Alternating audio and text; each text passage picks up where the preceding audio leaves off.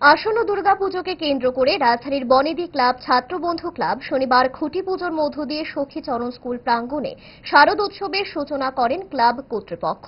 অনুষ্ঠানে উপস্থিত ছিলেন ক্লাবের কর্মকর্তা সহ পূজা কমিটির কর্মীরা। প্রতি বছরই শারদোৎসবে ছাত্রবন্ধু ক্লাব নতুনত্ব থিম নিয়ে সার্বজনীন দুর্গাপুজোর আসরে সামিল হয়। এবছরও তার ব্যতিক্রম হবে না।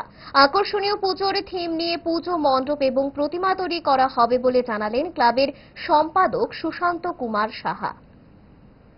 আজকে খুঁটি পূজার মাধ্যমে আমরা আমাদের দুর্গাপূজার সূচনা করছি। এই বছর আমাদের যে থিমটা করতে যাচ্ছি এটা আমরা এখন প্রকাশ করব না।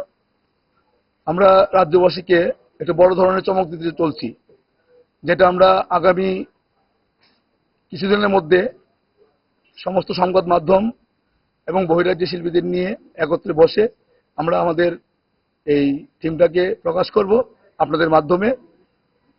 আর আমরা ছাত্রবন্ধু ক্লাব রাজ্যের কয়েকটা ক্লাবের মধ্যে অন্যতম ক্লাব, যারা সবসময় কিছু একটা নতুনত্ব দিতে চাই রাজ্যবাসীকে। এই বছরও ব্যতিক্রম থাকবে না। তো আমরা এই বছরের যে বাজেট, আমরা অ্যাকচুয়ালি বাজেট নর্মালি আমরা করি না, কারণ আমাদের বাজেট ঠিক থাকে না, বেড়েও যায় বা কমেও যায়। তাও আমরা 40 লাখ টাকার মধ্যে আমরা বরাদ্দ করেছি। এটা কমতেও পারে, এটা বাড়তেও পারে। আর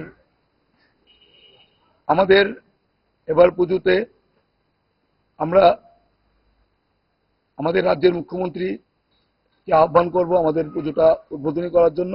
ভালো খাবার দেখে অম্বলের কথা মনে পড়ে, তার সমাধান 5 দশক ধরে গ্যাস, অম্বল ও পেটের সমস্যার একমাত্র সমাধান গ্যাস নয়।